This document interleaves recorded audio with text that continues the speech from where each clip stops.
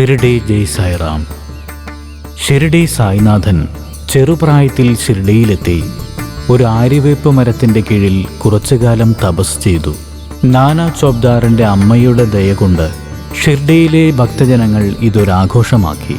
ഷിർഡിയിലുള്ള ഭക്തജനങ്ങളാൽ അദ്ദേഹം ഒരു ദൈവപുരുഷനാണെന്ന് വെളിപ്പെടുത്തപ്പെട്ടു. ഗുരുസ്ഥാനത്തെ തുറന്നുകാട്ടി സായി കൊളുത്തിയ ദീപങ്ങളെ ദർശിക്കാനിടയാക്കി. ചെറുപ്രായത്തിലെ അത്ഭുതങ്ങൾ പ്രവർത്തിച്ച് ദൈവത്തിൻ്റെ മകനാണെന്ന് തെളിയിച്ചു. അതിനുശേഷം കുറച്ചുകാലം ഷിർഡിയെ വിട്ട് ലോകം ചുറ്റാനായി ഇറങ്ങിത്തിരിച്ചു. സായി യുവാവായി.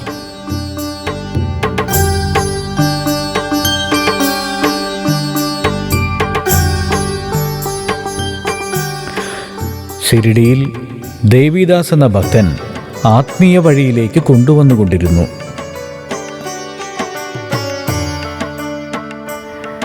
ഛായാദേവി എന്ന ഒരു ഭക്തയ്ക്ക് ദേവിദാസ് സ്വാമിയുടെ ആകർഷണം തോന്നി. ഷിർഡി ഗ്രാമത്തലവനായ ബാട്ടയ്ക്ക് 2 ശിഷ്യന്മാരുണ്ടായിരുന്നു. അവർ ബാട്ടയ്ക്ക് എപ്പോഴും എന്തിനും പിന്തുണയായിരുന്നു. ബാട്ടെ ഷിർഡി ഗ്രാമത്തിലെ ഭഗവാന്റെ ക്ഷേത്രത്തിൽ മഹൽസാപതി ശ്യാമയുടെ മുന്നിൽ വെച്ച് നാനാ ചോപ്ദാറിൻ്റെ അമ്മയാൽ അപമാനിക്കപ്പെട്ടു. ബാട്ടെ അവരോട് എങ്ങനെയെങ്കിലും പ്രതികാരം ചെയ്യണമെന്ന് തീരുമാനമെടുത്തു. അതിനുവേണ്ടി തൻ്റെ കാമുകിയുടെ ബുദ്ധിയിലൂടെ ഒരു പദ്ധതിയിട്ടു. ദൂത് ഗ്രാമത്തിൽ താമസിക്കുന്ന ചാന്തുബായ് എന്ന മുസൽമാൻ തൻ്റെ കുതിരയെ കാണാതെ അന്വേഷിച്ച് നടക്കുമ്പോൾ സായി ചാന്തുബായിക്ക് തൻ്റെ ദർശനം നൽകി അനുഗ്രഹിച്ചു. അത്ഭുതങ്ങൾ പ്രവർത്തിച്ച് ചാന്തുബായിയെ ആശ്ചര്യപ്പെടുത്തി.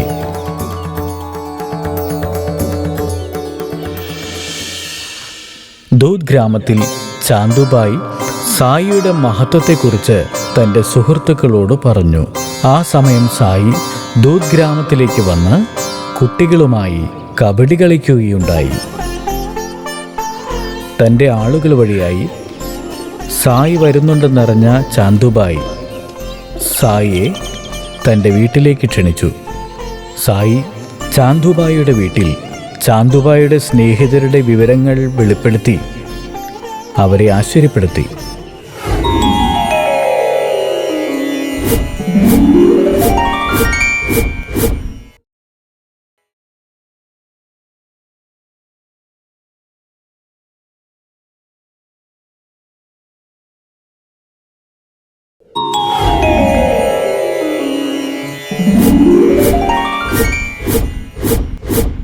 മക്കയാത്ര ചെയ്യുന്നത് നല്ലതു തന്നെ, പുണ്യം കിട്ടും. പക്ഷേ ഉത്തരവാദിത്തങ്ങളിൽ നിന്ന് അകന്നുപോകരുത്, പാപം വന്നു ചേരും. വെള്ളത്തിലിറങ്ങി വേണം നീന്തൽ പഠിക്കാൻ. ആദ്യമൊക്കെ നീ അറിയാതെ തന്നെ നിന്റെ കൈകാലുകൾ വെള്ളത്തിൽ തുഴഞ്ഞുകൊണ്ടിരിക്കും. അതുപോലെ ജീവിത പങ്കാളിയിൽ നീ സൃഷ്ടാവായ അല്ലാഹുവിനെ കാണണം. അത് നീന്തൽ പോലെ ആദ്യമൊക്കെ ദുഷ്കരമായിരിക്കും, പിന്നീടത് ശീലമായിക്കൊള്ളും. അപ്പോൾ അതിലുള്ള സന്തോഷം നിനക്ക് അനുഭവിക്കാനാകും. അല്ലാഹ് എല്ലാം അറിയുന്നവനാണെന്ന് വിചാരിച്ച് മനസ്സ് നിന്റെ നിയന്ത്രണത്തിൽ വയ്ക്കുക. എൻ്റെ ബുദ്ധിശൂന്യതയെ മാറ്റിത്തന്നു. ഇത്രയും നാൾ ഞാൻ എൻ്റെ കടമയെ മറന്ന് ഒരു മണ്ടനെ പോലെ അലഞ്ഞു. എന്നോട് ക്ഷമിക്കണം. അല്ലാഹ് മാലിക്. ഓക്കെ, ചാന്തുബായിനെ പോലെ നല്ല സുഹൃത്തുള്ളതുകൊണ്ട് തപസ് ചെയ്യാത്തതിന് ഞങ്ങൾക്ക് അങ്ങയുടെ ദർശനം ലഭിച്ചു.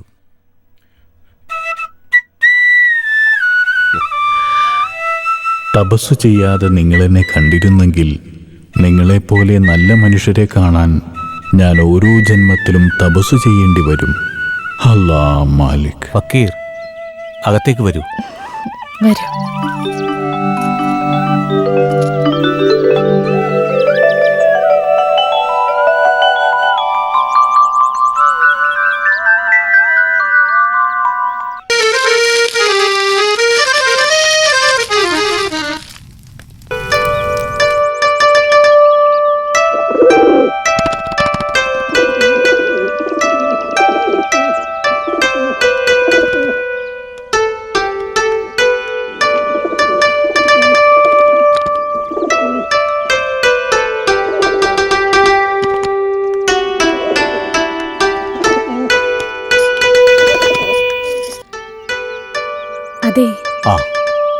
ഈ പാലൊന്ന് കുടിച്ചാലും.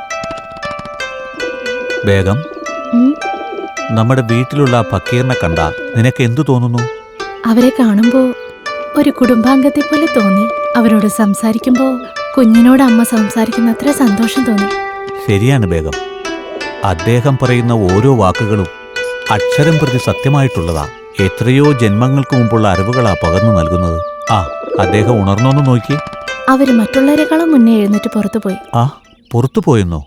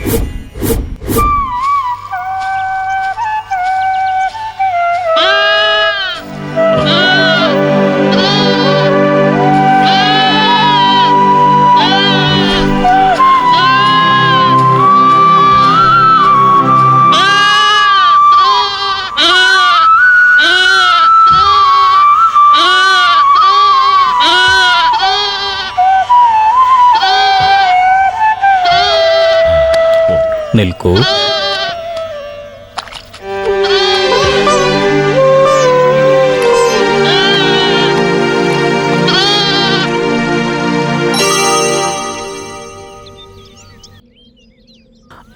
അവിടെ നിൽക്കൂ, ഇപ്പൊ വരാം.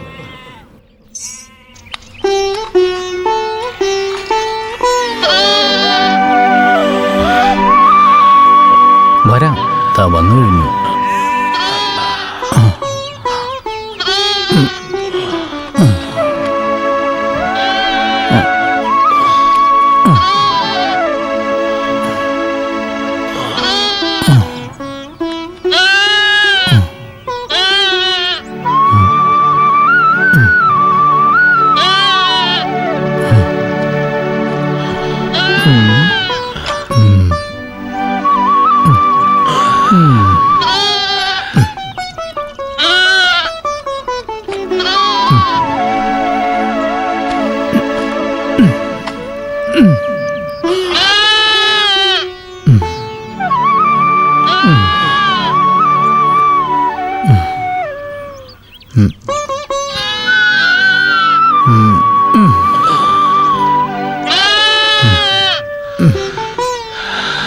അല്ലാ മാലിക്.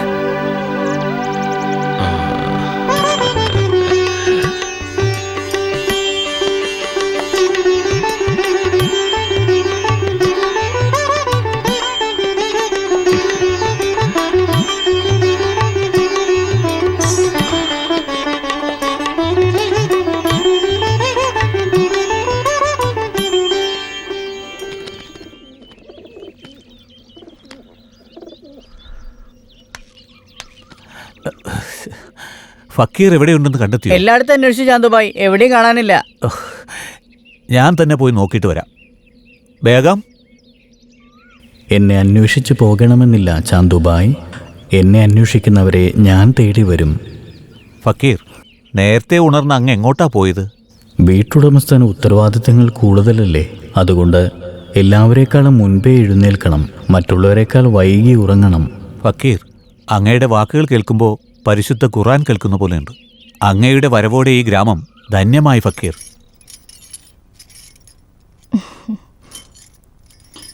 അതെ, ആ ഫക്കീർ, ഇതെന്റെ സഹോദരിയുടെ ഭർത്താവ്. സലാമലൈക്കും. അല്ലാ മാലിക്. ഇവരുടെ മകന്റെ നിക്കാഹ് നിശ്ചയിച്ചിരിക്കുക. നിക്കാഹ് അങ്ങയുടെ സാന്നിധ്യത്തിൽ വേണം നടക്കാൻ. ചടങ്ങ് ഷിർഡിയിൽ വെച്ചാ നടത്താൻ തീരുമാനിച്ചിരിക്കുന്നത്.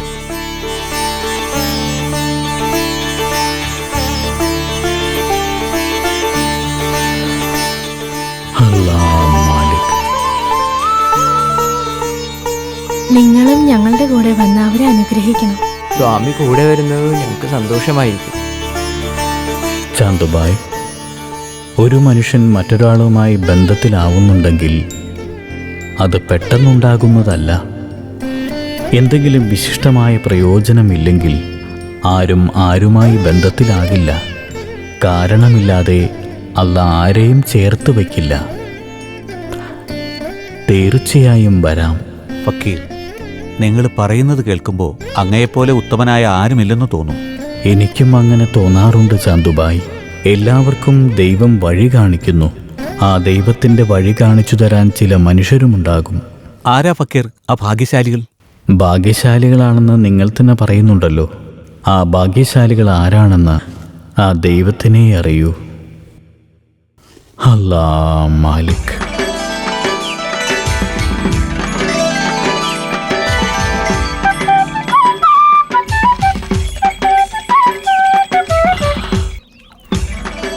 ഫക്കീറെ, നിങ്ങൾ എന്തിനാ ഞങ്ങളുടെ കൂടെ ഇങ്ങനെ വെയിലത്ത് നടക്കുന്നത്?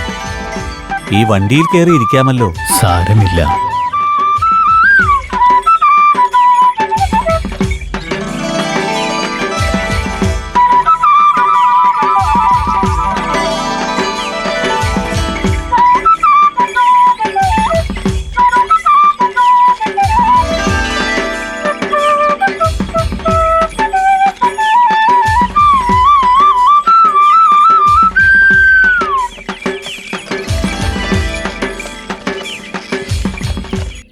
ഫക്കീർ, ഞാൻ എത്രയോ പ്രാവശ്യം പറഞ്ഞിട്ട് നിങ്ങൾ എന്തിനാ ഞങ്ങളുടെ കൂടെ വെയിലത്ത് നടന്നു വരുന്നത്?